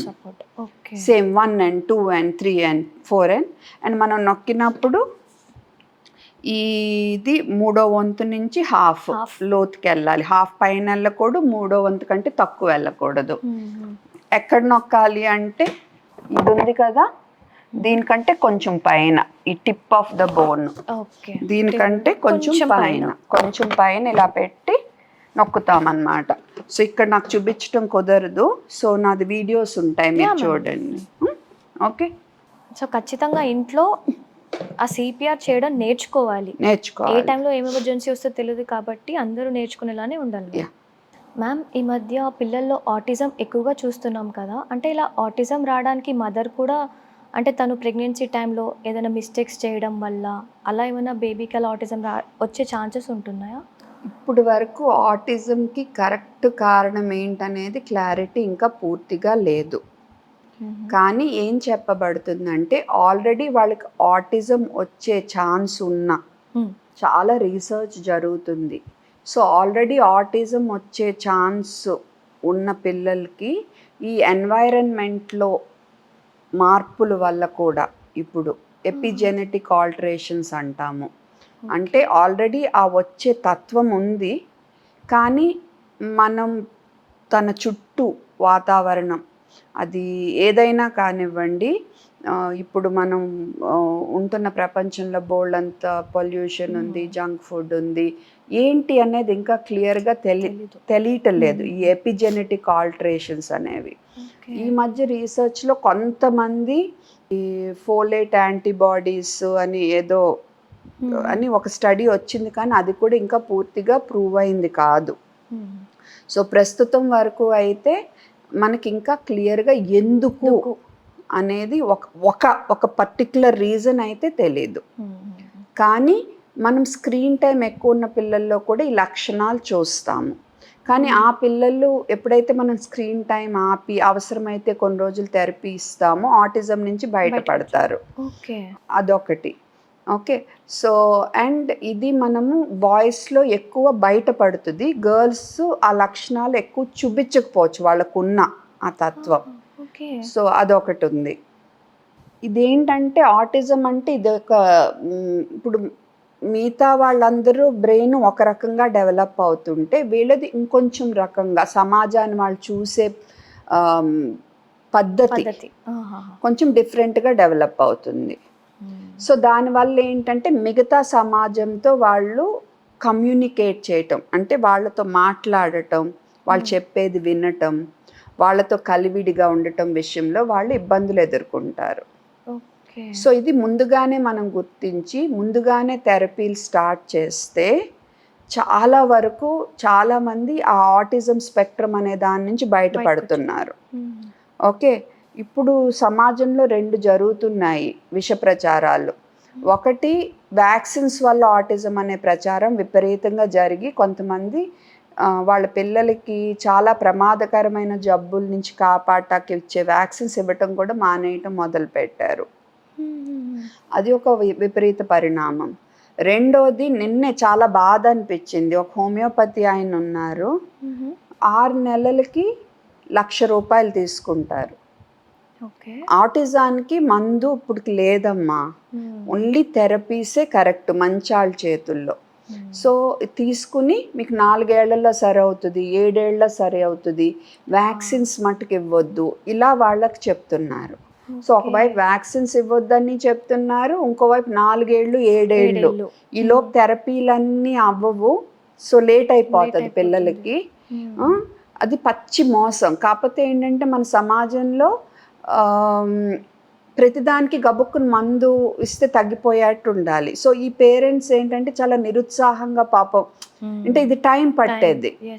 సో నిరుత్సాహంలో ఉంటారు కదా అన్నీ ట్రై చేసి, దాన్ని ఆ వీక్నెస్ని వీళ్ళు ఎక్స్ప్లాయిట్ చేసి ఇలా మందు ఉందని చెప్పి డబ్బులు 4 ఏళ్లలో అసలు 4 ఏళ్ళ తర్వాత ఇంప్రూవ్ అయినా అవ్వకపోయినా వాళ్ళు ఇంక మన కర్మ అనుకుని వదిలేస్తారు కదా. అంతే కదా. సో ఇలాగా వాళ్ళ వీక్నెస్ని ఎక్స్ప్లాయిట్ చేసి డబ్బులు సంపాదించటం అనేది చాలా తప్పు. ఇంకా అది పేరెంట్స్ కొంచెం ఆలోచించుకోవాలి. కంగారు పడిపోయి మళ్ళీ స్టెమ్ సెల్ థెరపీ అని మోసం చేస్తున్నారు. లక్షలు తీసుకుని చాలా మోసాలు జరుగుతున్నాయి. సరే థెరపీ అంటావా అంటే మళ్ళీ థెరపీ కూడా సరైన క్వాలిఫికేషన్ లేని వాళ్ళు సెంటర్ల మీద సెంటర్లు పెట్టేస్తున్నారు. పెట్టేసి పేరెంట్స్ని అలౌ చేయరు. అక్కడ బిడ్డని కొట్టినా ఎవరికి తెలీదు, కట్టేసినా ఎవరికి తెలీదు, నిద్ర పెట్టాక మంది ఇచ్చినా ఎవరికి తెలీదు. అలాంటి సెంటర్లు వచ్చేసినాయి. సో నాకు చాలా అంటే ఒక్కోసారి ఏమి చేయలేకపోతున్నామే అని ఒక విధమైన బాధ అనిపిస్తుంది. నిన్నే అనుకుంటున్నాను అన్నమాట, ఏంటి అసలు ఏమి చేయలేకపోతున్నాను అని అనిపించింది. అది మంచి developmental paediatrician, child psychiatrist or child psychologist assessment చేయించుకుని మంచి సెంటర్లో ముందుగానే మీ బిడ్డకి ఒక 15 నెలలు ఆ టైం కల్లా కనీసం 2-3 మాటలు రాపోయినా మిమ్మల్ని వచ్చి ముద్దు పెట్టుకోమంటే ఆర్ మీరు ఏదైనా చూపిస్తుంటే దాని వైపు చూడకపోవటం, ఇలాంటి లక్షణాలు ఏమున్నా వెంటనే మీరు సంప్రదించుకుని ముందే డయాగ్నోసిస్ అయితే తొందరగా మనం థెరపీ మొదలుపెట్టి కరెక్ట్ వాళ్ళ చేతుల్లో ఉంటే ఇంచక్క మనం బయటపడతాం. అండ్ స్క్రీన్ టైంలు అవన్నీ అసలు స్క్రీన్ అనేది అలవాటు చేయొద్దు. టీవీ కానీ ఫోన్ కానీ డింగ్ డాంగ్ సాంగులు కానీ ఇవన్నీ కనీసం 4 ఏళ్ల వరకు దూరంగా ఉంచటం శ్రేయస్కరం. మ్యామ్ ఇప్పుడు మనం చూస్తున్నాం కదా, లైక్ చాలా చిన్న ఏజ్ 8 months 10 monthsకే పిల్లలకి ఇది రెడ్ కలర్, ఇది గ్రీన్ కలర్ అంటే ఒక ప్రెషర్ పెడుతున్నారేమో అనిపించింది పేరెంట్స్. సో ఇది ఎంతవరకు కరెక్ట్ మ్యామ్? అంటే బలవంతంగా నేర్పిస్తున్నారా లేకపోతే పిల్లలు ఇష్టంగా నేర్చుకునేది? అసలు అవసరం ఆ ఏజ్లో వాళ్ళకి? అంటే ఏంటంటే మనం వాళ్ళని ఏజ్కి తగ్గట్టు పెరగనివ్వటం బెటర్. ఓకే, వీళ్ళకి ముందు ఎమోషనల్ కోషియంట్ అంటాం, ఇంటెలిజెన్స్ కోషియంట్ అంటాం. మీరు ఇంటెలిజెన్స్ కోషియంట్ మీద ఫోకస్ పెడతారు. మా అబ్బాయి ఇలా చేస్తున్నాడు, ఆల్రెడీ మా అబ్బాయి ఇలా చేస్తున్నాడు, మా అమ్మాయి ఇలా చేస్తుంది, అది మీకు ఒక గొప్పలు చెప్పుకోటానికి, మీ బిడ్డ గురించి గొప్పలు చెప్పుకోటానికి తప్ప మీ బిడ్డకు మీరు న్యాయం చేయటల్లా ముందు నుంచే ప్రెషర్ పెట్టేసి. ఓకే, వాళ్ళని మామూలుగా అందరి పిల్లల్లాగా పెరగనివ్వండి. మెయిన్ మీతో, వాళ్ళ అమ్మమ్మలతో, తాతలతో, ఫ్రెండ్స్తో మంచిగా ఒక మంచి రిలేషన్ ఏర్పరచుకోవటం, చుట్టూ ఉన్న మొక్కలు, జంతువులు, మన ప్రకృతితో ఒక మంచి రిలేషన్షిప్ ఏర్పరచుకోవటం, దీని మీద మీ ఫోకస్ ఉండాలి. ఓకే, అండ్ టైంకి జరగాల్సిన స్టడీస్ జరుగుతాయి. వాళ్ళు తెలివి అనేది మారుతా, ఒకళ్ళు ఇంకొంచెం ఎక్కువ ఇంకొంచెం తక్కువ ఉండొచ్చు, దాన్ని బట్టి వాళ్ళే నేర్చుకుంటారు. మీరు అవకాశం కల్పించండి తప్ప ముందే చేపించేయాలని మట్టుకు చూడండి. అంత ఫోర్స్ఫుల్గా పిల్లలకి ఆ ప్రెషర్ వద్దు, అసలు వద్దు. తర్వాత నలిగిపోయి బర్న్అవుట్ వచ్చేస్తుంది. మ్యామ్ ఇప్పుడు మనకి జెనెటిక్ డిసీజ్ అని చాలా ఇప్పుడు రీసెంట్గా SMA, సో దాని గురించి కొంచెం అవేర్నెస్ వచ్చింది, ఇది ప్రాబ్లం అన్నట్టు. అలా ఇంకా ఉన్నాయి మ్యామ్ జెనెటిక్ ఇవి డిసీజ్? చాలా ఉంటాయి. సో కొన్ని ఏంటంటే SMA ఏంటంటే మనకి ప్రతి లక్షణానికి 2 ఎలెల్స్ అంటాం, జీన్స్ 2 ఉంటాయి, 2 కాపీలు ఉంటాయి. ఓకే. ఓకే, ఇప్పుడు SMAకి 2 జీన్లు ఉన్నాయి అనుకో. జీనుల్లో 2 రకాలు, డామినెంట్, రెసెసివ్. డామినెంట్ అంటే అది డామినేట్ చేస్తాయి, ఓకే. రెసెసివ్ అంటే అణిగిమణిగి ఉంటాయి. కొంచెం సో ఎప్పుడు ఆ రెండిట్లో ఒకటి డామినెంట్ ఒకటి రెసెసివ్ ఉందనుకో, ఈ రెసెసివ్ది బ్యాడ్ లక్షణం అనుకో, సో ఇది మనకి ఆ లక్షణం బయటపడదు. ఓకే. ఓకే, తండ్రి నుంచి వచ్చిన జీను డామినెంట్, సరే తల్లి నుంచి రెసెసివ్ వచ్చింది, ఆర్ అదర్ వే, తల్లి నుంచి డామినెంట్ వచ్చింది, తండ్రి నుంచి రెసెసివ్ వచ్చింది. ఈ రెసెసివ్ దాన్ని డామినెంట్ అణగదొక్కేస్తుంది, కాబట్టి జబ్బు బయటపడదు. కానీ తల్లి నుంచి తండ్రి నుంచి రెసెసివ్ వచ్చినాయి అనుకో, ఇంక ఇట్లా అణగదొక్కటానికి డామినెంట్ జీన్ ఏం లేదు, కాబట్టి జబ్బు బయటపడుతుంది. సో అందుకనే మనం మేనరికం వద్దంటాం, ఎందుకంటే అదే ఫ్యామిలీలో జీన్స్ రన్ అవుతాయి కదా, అటు నుంచి ఇటు నుంచి వస్తే బిడ్డలకి సమస్య అని. సో ఒకసారి మనం మేనరికం అంటే ఒకసారి జెనెటిసిస్ట్ని కలిస్తే బెటర్, ముందే కలుసుకుంటాం. అందులోనూ మీ ఫ్యామిలీలో ఇలాగా SMA కానీ మస్కులర్ డిస్ట్రోఫీస్ కానీ ఇంకేమన్నా ఇలాంటి సమస్యలు ఉంటే కనుక, అంగవైకల్యాలు అంటే పుట్టినప్పుడే వచ్చే అంగవైకల్యాలు, లేదా కలర్ బ్లైండ్నెస్లు, కొంతమందికి రంగులు కరెక్ట్గా కనపడవు, అన్నీ గ్రేగాను బ్లాక్ వైట్ కనపడతాయి. ఇలా ఏమన్నా ఉంటే మీ ఫ్యామిలీ హిస్టరీలో, కొన్ని జీన్స్ ఏమో ఓన్లీ X క్రోమోజోమ్, ఇప్పుడు మగ ఆడ తేడాకి ఏంటంటే ఆడాళ్ళలో 2 X ఉంటాయి, అబ్బాయిలో X Y ఉంటాయి. సో కొన్ని X క్రోమోజోమ్ ద్వారా వచ్చేవే ఉంటాయి. సో అలాంటివి కూడా కొన్ని ఉంటాయి. అందులో డామినెంట్, రెసెసివ్ ఇలా బోల్డ్ అని ఉంటాయి. సో మీ ఫ్యామిలీ హిస్టరీలో ఏమన్నా ఉంటే కంపల్సరీగా మీరు జెనెటిసిస్ట్ని కలుసుకుని ప్లాన్ చేసుకోవాలి. అండ్ ప్లాన్ చేసుకుని వాళ్ళు చెప్పినట్టు మనం గైడెన్స్ తీసుకుని, మనకు ఇప్పుడు మోడర్న్ మెడిసిన్లో చాలా ఉన్నాయన్నమాట. సో అన్నిటికీ మనము ఎంబ్రియోని సెలెక్ట్ చేసుకోలేం, కానీ ఇలాంటి అప్పుడు ముందే వాళ్ళు ఈ బ్యాడ్ జీన్స్ ఉన్నవి తీసేసి ఆ రకంగా ఇన్విట్రో ఫర్టిలైజేషన్లు అవి చేసి, సో అలాంటి టెక్నిక్స్ కూడా మనకి ఇప్పుడు వచ్చినాయి. ఓకే, సో మేనరికం ఉన్న మీ ఫ్యామిలీ హిస్టరీలో ఏమన్నా నేను ఇప్పుడు చెప్పిన లాంటివి ఏమన్నా ఉన్నా కూడా మీరు ఒకసారి జెనెటిక్ కౌన్సిలింగ్కి వెళ్ళటం చాలా చాలా ఇంపార్టెంట్. ఆల్రెడీ మీకు SMA ఉన్న బిడ్డ పుడితే ఇంకా ఇంపార్టెంట్ ఈ జెనెటిక్ కౌన్సిలింగ్ అనేది. ఓకే మ్యామ్, ఇప్పుడు మేనరికం అన్నారు, అలా కాకుండా నార్మల్ ఇప్పుడు వేరే వాళ్ళతో మనకు మ్యారేజ్ అయింది, సో అలాంటి టైంలో మనం ఎలాంటి జాగ్రత్తలు తీసుకోవచ్చు? అది ప్రతి ఒక్కళ్ళు జెనెటిక్ కౌన్సిలింగ్ కష్టము, కానీ ఫ్యామిలీ హిస్టరీలో అంటే నా సైడ్ కానీ మీ సైడ్ కానీ ఫ్యామిలీలో ఏమన్నా పుట్టుకతోనే వచ్చిన లోపాలు ఉన్న హిస్టరీ ఉంటే మాట తప్పనిసరిగా జెనెటిసిస్ట్ని కన్సల్ట్ చేయాలి. అది కాకుండా ప్రెగ్నెన్సీ టైంలో కూడా మనకి స్కాన్లు అవి చేస్తారు 15-16 నెలలకి, అలాగా మూమెంట్స్ అయ్యి సరిగ్గా లేకపోయినా 15-16 నెలల్లో మెయిన్లీ డౌన్ సిండ్రోమ్ ఇలాంటి స్కాన్ ఉన్నాయా చూస్తారు. ఆ తర్వాత కూడా మూమెంట్స్ అవి సరిగ్గా లేకపోయినా ఇప్పుడు కూడా కొంచెం అలర్ట్ అవ్వాలి. అలా ఉంటాయి మనకి criteria. So fetal medicine specialist కూడా గుర్తిస్తారు ఏమన్నా ప్రాబ్లం ఉంటే కొంతవరకు. సో అది ముందే అబార్షన్ చేయటము అలాంటివి చేయాల్సి రావచ్చు, ఉండొచ్చు.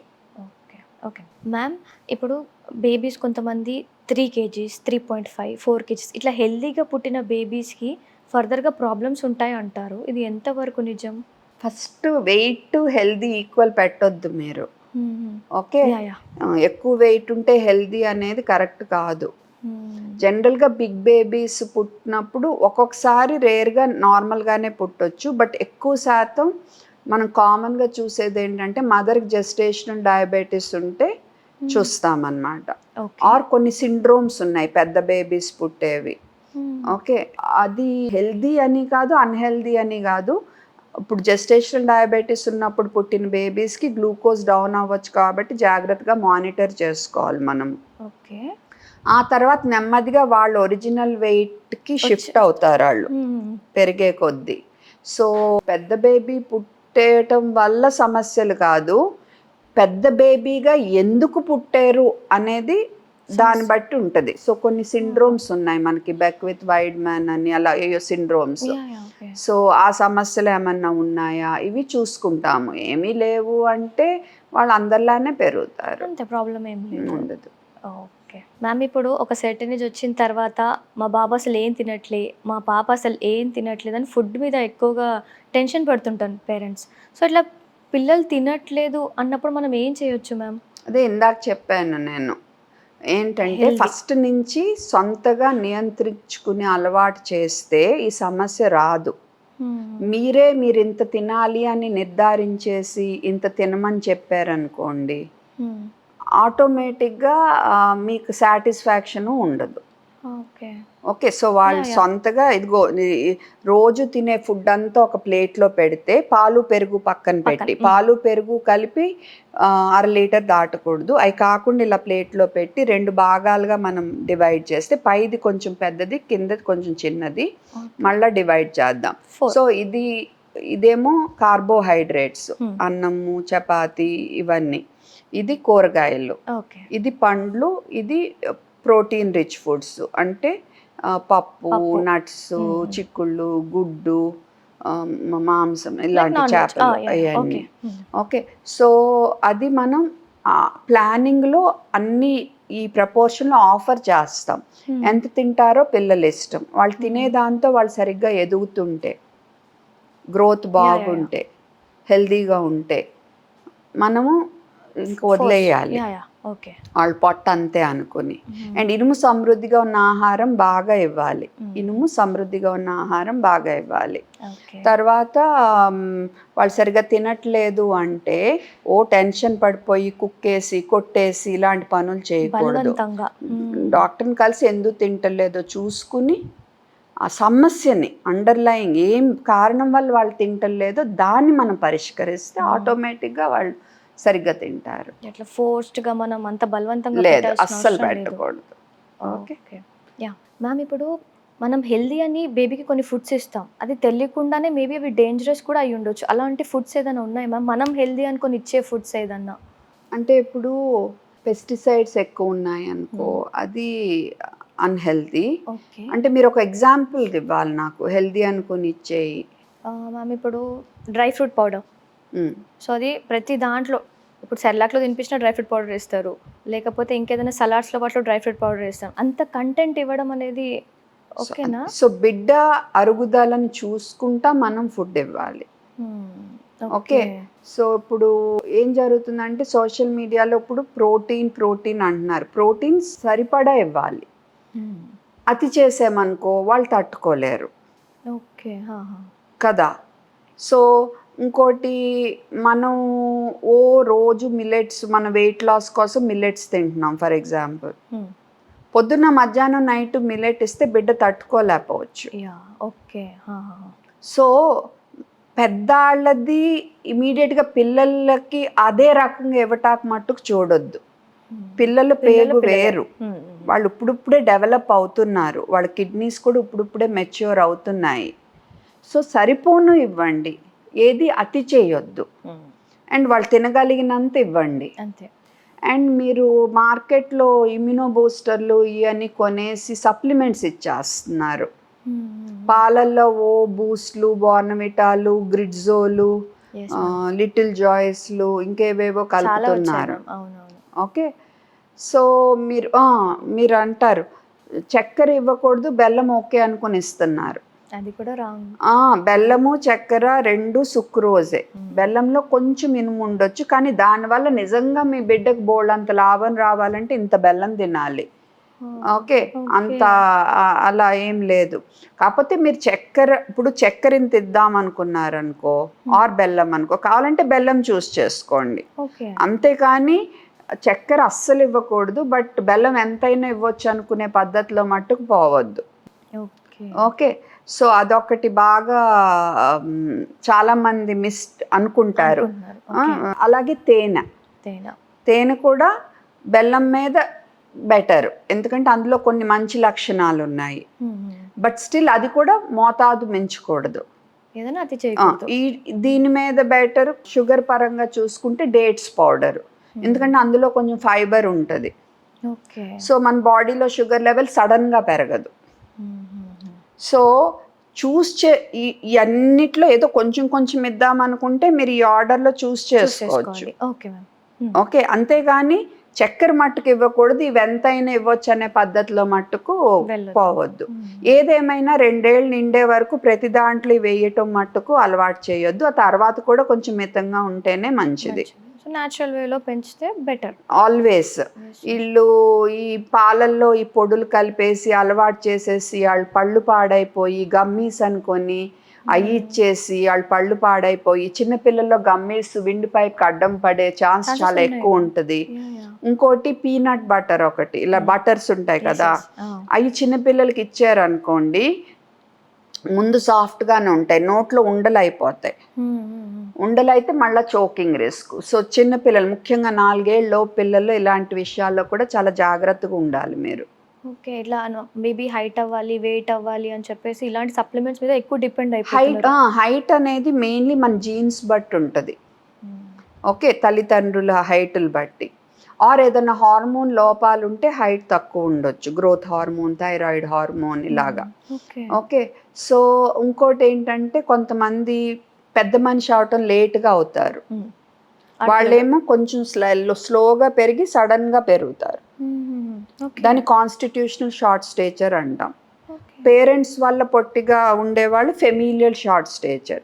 అలా కాకుండా హార్మోన్ సంబంధించిన సమస్యలు, ఇవన్నీ కాకుండా ఆహారం సరిగ్గా తింటలేదనుకో అప్పుడు హైట్ వెయిట్ 2 ఎఫెక్ట్ అవుతాయి. ఓకే, అది వేరే కండిషన్. అంతేకాని నువ్వు హైట్ కోసం ఈ మిల్క్ మిక్స్లు అవి ఓవర్ న్యూట్రిషన్ ఇచ్చేస్తే లావు హైట్ 2 పెరుగుతారు. అది హెల్తీ గ్రోత్ కాదు. సో పిల్లలు ముఖ్యంగా తింటమే బెటర్, ఎందుకంటే అందులో పొట్ట నిండుద్ది. ఇలా తాగేయటం కంటే కూడా తింటే పొట్ట నిండుద్ది, అందులో ఫైబర్ ఉంటుంది. సో స్లోగా బాడీకి షుగర్లు అవి రిలీజ్ అవుతాయి, బాడీకి ఏం కావాలో అది వస్తుంది, అంత వస్తుంది. అది వెళ్తే బెటర్. మనం ఈ సప్లిమెంట్స్ వీటి తీసుకుని పళ్ళయి పాడు చేసుకుని పేగు హెల్త్ పాడు చేసుకుని వీటికంటే కూడా. మ్యామ్ కొంతమంది పిల్లలు చాలా హైపర్ యాక్టివ్ ఉంటారు, ఎట్లా అంటే అసలు ఒక దగ్గర ఆగరు. సో ఈ హైపర్ యాక్టివ్ ఉండడం అనేది కూడా నార్మలేనా మ్యామ్? లేదు, attention deficit hyper active disorder అంటాం మరీ హైపర్ ఉంటే. సో ఇక్కడి నుంచి ఇక్కడ జంప్ చేసేస్తూ ఉంటారు, ఒక చోట కూర్చోలేరు ఒక సెకండ్ కూడా. ఇలా చూసే లోపు ఇక్కడి నుంచి అక్కడికి ఎక్కేస్తారు. సో ఏంటంటే ఒకటి డేంజర్, వాళ్ళకి భయం తెలియదు, గబుక్కునే హైట్ నుంచి పడిన ప్రమాదమే కదా. ఓకే, 2 ఒక చోట కూర్చుని మనం చెప్పేది విని నేర్చుకునే ఇది ఉండదు, కెపాసిటీ ఉండదు. సో పేరెంట్స్ కూడా చాలా ఒత్తిడి, ఎప్పుడు ఇంకా బిడ్డ చుట్టూ వెనకాల పరిగెడతానే ఉండాలి కదా, కాపలా కాసుకుంటా ఉండాలి. సో ఇవి కూడా మనం కరెక్ట్గా డయాగ్నోస్ చేయించుకుని కరెక్ట్గా థెరపీలు ఇప్పించుకుంటే చాలా బాగా ఇంప్రూవ్ చేయించవచ్చు. సో లేదు ఇలాగే ఉంటారని వదిలేయకూడదు. లేదు, కొంతమంది పేరెంట్స్ చాలా హ్యాపీగా ఫీల్ అవుతారు, అసలు హైపర్ యాక్టివ్ ఉంటాడు, ఎనర్జెటిక్గా ఉంటారు అంటారు. కానీ యాక్టివ్ ఉండాలి, హైపర్ వద్దు. యాక్టివ్గా ఉండాలి, హుషారుగా ఉండాలి, హ్యాపీగా ఉండాలి. కుదురుగా కూర్చోవాల్సి వచ్చినప్పుడు కూర్చోగలగాలి. కూర్చోలేని పరిస్థితి ఉంటే, కూర్చోలేకపోతున్నాడు అంటే అది సమస్య. ఓకే మ్యామ్, ఉండి పిల్లలు సడన్గా మూడీ అయిపోతారు, క్రాంకీ అయిపోతారు, అంటే ఇది దేనికి అవుతుంది మ్యామ్? అంటే ఇప్పుడు పెద్దాళ్ళు అనుకో మనకేమన్నా ప్రాబ్లం ఉంటే జనరల్గా వ్యక్తపరుస్తాం. పిల్లలకి వాళ్ళకి వ్యక్తపరచుకోలేక వాళ్ళు మూడీగా అవ్వటం, ఆర్ క్రాంకీగా అవ్వటం, ఆర్ టాడ్లర్స్ అంటే 2-3 ఏళ్ల వయసులో అయితే ఇనుము సరిగ్గా లేకపోయిన బాడీలో, ఆర్ న్యూట్రిషన్ బాగోపోయినా, పేచీలు, చికాకు ఇవన్నీ పెరగటం ఇవన్నీ ఉంటాయి అన్నమాట. ఓకే. సో మీరు ఫస్ట్ తనకు ఆహారం సరిగ్గా వెళ్తుందా, నిద్ర సరిపోతుందా ఇవన్నీ చూసుకోవాలి. గురకలు పెడుతున్నారనుకో ఫర్ ఎగ్జాంపుల్, వాళ్ళకి నిద్ర సరిపోవటల్లా, ఓకే. దానివల్ల డే టైం క్రాంకీగా ఉండొచ్చు ఆర్ హైపర్ ఉండొచ్చు. ఉండొచ్చు. ఓకే. సో అందుకని ఒక కరెక్ట్ పీడియాట్రిషియన్ కలుసుకుని అసెస్మెంట్ చేయించుకోవాలి ఇలా బిహేవ్ చేస్తున్నప్పుడు. ఆర్ స్కూల్లో ఎవరన్నా బుల్లీ చేస్తున్నారు అంటే వాడిని ఏడిపిస్తున్నారా, ఇంట్లో వాతావరణం బాగోలేదా, అమ్మ నాన్న కొట్టుకుంటున్నారా, లేదా అమ్మ నాన్నమ్మ ప్రాబ్లమ్స్ ఇవన్నీ వాళ్ళు వ్యక్తపరచుకోలేరు. అండ్ ఏమైనా అబ్యూజ్ అవుతుందా, వాళ్ళని సెక్షువల్గా ఎవరైనా అబ్యూజ్ చేస్తున్నారా, అస్సలు చెప్పుకోలేరు, వాళ్ళకి అర్థం కాదు ఏం జరుగుతుందో. సో ఎప్పుడన్నా ఏ బిడ్డ అయినా సడన్గా మంచిగా హ్యాపీగా ఉన్న బిడ్డ చాలా డల్ అయిపోవటం, దేనన్నా చూసి ఎక్కువ భయపడటం, ఎవరన్నా మనిషిని చూసి ఎక్కువ భయపడటం, చాలా తేడాగా ప్రవర్తించడం ఉంటే తప్పనిసరిగా మీరు అసలు ఏం జరుగుతుంది అనేది చూసుకోవాలి.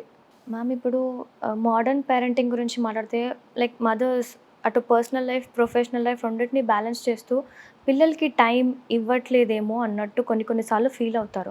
సో మీరేమంటారు మ్యామ్? అంటే ఒక సజెషన్ మీ సైడ్ నుంచి ఎలా బ్యాలెన్స్ చేసుకోవాలి? ఇప్పుడు మీరు అన్నట్టు లైక్ అమ్మాయి కానీ అబ్బాయి కానీ వచ్చి చెప్పుకోవడానికి first of all parents equal బాధ్యత తీసుకోవాలి. ఆ స్టేజ్ ఇంకా రావట్లా. కొన్ని ఫ్యామిలీస్లో వస్తున్నాయి బట్ అన్ని ఫ్యామిలీస్లో రావట్లేదు. అండ్ ముందే ప్లాన్ చేసుకునే ముందే మాట్లాడుకుంటే కొంచెం మనం రెడీగా ఉన్నామా లేదా, మనకి ఎంత లీవ్స్ దొరుకుతాయి, మనం ఎంత టైం ఇవ్వగలం, మన ఫ్యామిలీ ఎవరైనా సపోర్ట్ చేస్తారా, చేయకపోతే పరిస్థితి ఏంటి అన్నీ ఆలోచించుకుని అప్పుడు ఫస్ట్ పిల్లలు ప్లాన్ చేసుకోండి. ఓకే, ఆ తర్వాత కూడా మీ బిడ్డ మీకు ప్రయారిటీ అన్నిటికంటే. సో ఏదో రకంగా తనతో టైం స్పెండ్ చేసేటట్టు క్వాలిటీ టైం ప్లాన్ చేసుకోవాలి మీరు. అండ్ ఇద్దరు బాధ్యతలు సమానంగా తీసుకుంటే బాగుంటుంది ఇద్దరు ఉద్యోగస్తులు అయితే. ఎందుకంటే మీ బిడ్డ మీకు ప్రయారిటీ. మీకు ఫైనాన్షియల్ ప్రెషర్ ఏం లేకపోతే కొన్ని రోజులు బ్రేక్ తీసుకునైనా మీరు బిడ్డను చూసుకోండి తప్ప, ఫైనాన్షియల్ ప్రెషర్ ఉంది అనుకుంటే కొంచెం ప్లాన్డ్గా వెళ్ళాలి. మరి అది ఒక్కొక్కళ్ళ దాన్ని బట్టి వాళ్ళు ప్లాన్ చేసుకోవాలి. మేము ఇప్పుడు క్వాలిటీ ఆఫ్ టైం అని చెప్పారు కదా, అంటే ఇప్పుడు కొంతమంది పేరెంట్స్ ఎట్లా అంటే పిల్లల్ని నాన్నకి ఏదైనా చెప్పాలంటే భయం, అమ్మకి ఏదైనా చెప్పాలంటే ఆ భయం ఒక స్ట్రిక్ట్ అలా పెంచుతున్నారు కదా, ఇది ఎక్కడి వరకు దారి తీస్తుంది మేము? ఆ భయం అంత స్ట్రిక్ట్గా ఉండడం, అతి స్ట్రిక్ట్ పెంచకూడదు, అతి గారాభంగాను పెంచకూడదు. సో ఆ బిడ్డ తన ఏ ప్రాబ్లం ఉన్నా వ్యక్తపరచుకునే విధంగా ఉండాలి పేరెంట్స్, ఆ ఫ్రీడమ్ ఉండాలి, ఆ రకంగా పెంచుకోవాలి. అదే కానీ ఒక రకమైన డిసిప్లిన్ బౌండరీస్ ఉండాలి. అంటే విపరీతమైన గారం, ఇంకేం అడిగితే అది ఇచ్చేయటం అలాగా ఉండకూడదు. సో ఒక మంచి వ్యక్తిగా కొన్ని రూల్స్ ఫాలో అవ్వటం, తనకు ఆ రూల్ కరెక్ట్ కాదు అనిపిస్తే పేరెంట్స్కి చెప్పగలిగే ఫ్రీడమ్ ఉండటం, ఆ రకంగా మనం పిల్లల్ని పెంచితే పెద్ద అయ్యాక కూడా వాళ్ళ వ్యక్తిత్వం మంచిగా ఉండి హ్యాపీగా ఉంటారు. అతి గారాబం చేసిన వాళ్ళు హ్యాపీ ఉండరు, ఎందుకంటే వాళ్ళకి ప్రతిదీ అడగగానే అందేయటం అలవాటు అయిపోద్ది. సో అది అందని రోజు వాళ్ళు చాలా డిప్రెషన్లోకి వెళ్ళిపోతారు. అతి స్ట్రిక్ట్గా పెంచారనుకో వాళ్ళు కూడా సమాజం మీద ఒక కోపంతో పెరుగుతారు.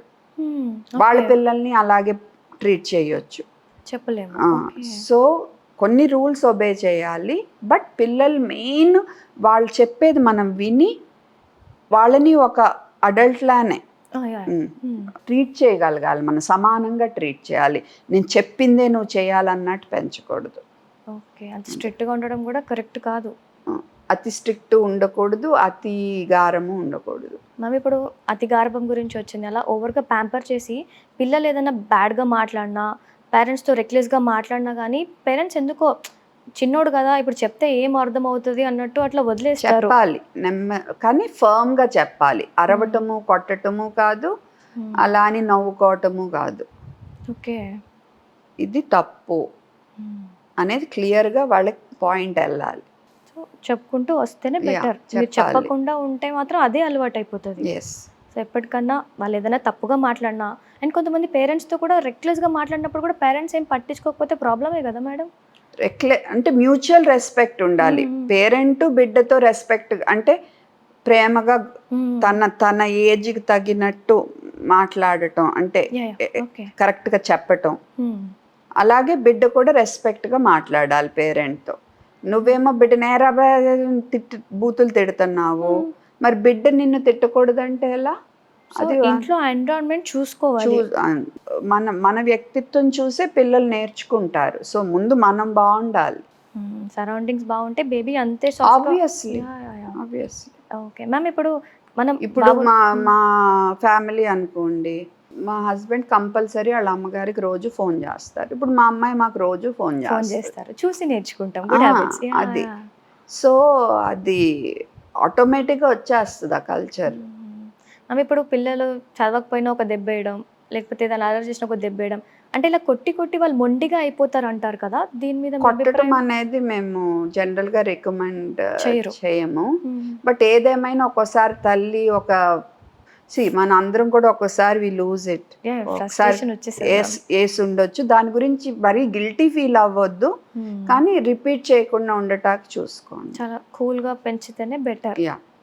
మ్యామ్, ఫైనల్గా మీ ఎక్స్పీరియన్స్ ప్రకారం, అంటే మీరు ఇంతమందిని చూసుంటారు కదా, ఇంతమందిని కన్సల్ట్ అయ్యి ఉండొచ్చు మిమ్మల్ని. సో ఇలా పేరెంట్స్ అవాయిడ్ చేయాల్సిన 3 మిస్టేక్స్ ఏంటి మ్యామ్ పిల్లల పెంపకంలో? ముందు సోషల్ మీడియాలో ఎవరు పడితే వాళ్ళు చెప్పింది విని పాటించకూడదు. ఎవరు చెప్తున్నారో చూసుకోండి, వాళ్ళకి అది చెప్పే అర్హత ఉందా లేదో చూసుకోండి. ఇప్పుడున్న పేరెంట్స్ చెప్తున్నా. 2, ఇంట్లో వాతావరణం ప్రశాంతంగా ఉండేట్టు చూసుకోండి. ప్రతిదానికి అత్తామామలతో గొడవ పడటం, అమ్మా నాన్నలతో గొడవ పడటం, గ్రాండ్ పేరెంట్స్ కూడా ప్రతిదానికి కోడలు అల్లుడితో గొడవ పడటం, ఇలా లేకుండా బిడ్డకు ప్రశాంతంగా వాతావరణం ఉండేట్టు చూసుకోవాలి. ఆ బిడ్డ నా కంట్రోలు అన్నట్టు చూసుకోవద్దు. ఆ బిడ్డ మంచిగా పెరగటం కోసం మనం ఏం చేయగలం అన్నది అదొకటి చూసుకోవాలి. అండ్ బిడ్డ ఎప్పుడన్నా వచ్చి నన్ను వీళ్ళు ఇలా బిహేవ్ చేశారు నాతో అని, సరిగ్గా బిహేవ్ చేయలేదు, నాతో ప్రవర్తన వాళ్ళది బాగోలేదు అని అబ్యూజ్ చేశారు అని ఏదైనా చెప్తే మీరు దాన్ని ఏం లేదు వాళ్ళు అలా చేయరు, వాళ్ళు మంచాళ్ళు అలా అని వదిలేయొద్దు. వాళ్ళు చెప్పిన మాట చాలా జాగ్రత్తగా విని అసలు నిజమేంటో కనుక్కోవాలి. అండ్ 4వది, మీరు 3 అడిగారు, 4వది గబుక్కుని సెల్ ఫోన్లు, ఐప్యాడ్లు ఇవి గబుక్కుని పిల్లలకి ఇచ్చేయొద్దు. ఎందుకంటే వాళ్ళు చూడకూడని కంటెంట్ చూసి వాళ్ళ మనసు అంతా పాడైపోవచ్చు. సో కంట్రోల్స్ ఉంచేట్టు చూసుకోండి. సోషల్ మీడియాకు ముందే అలవాటు పడకుండా చూసుకోండి. Okay ma'am, thank you ma'am, thank you so much me valuable time మాకు ఇచ్చినందుకు. Most welcome. Thank you ma'am.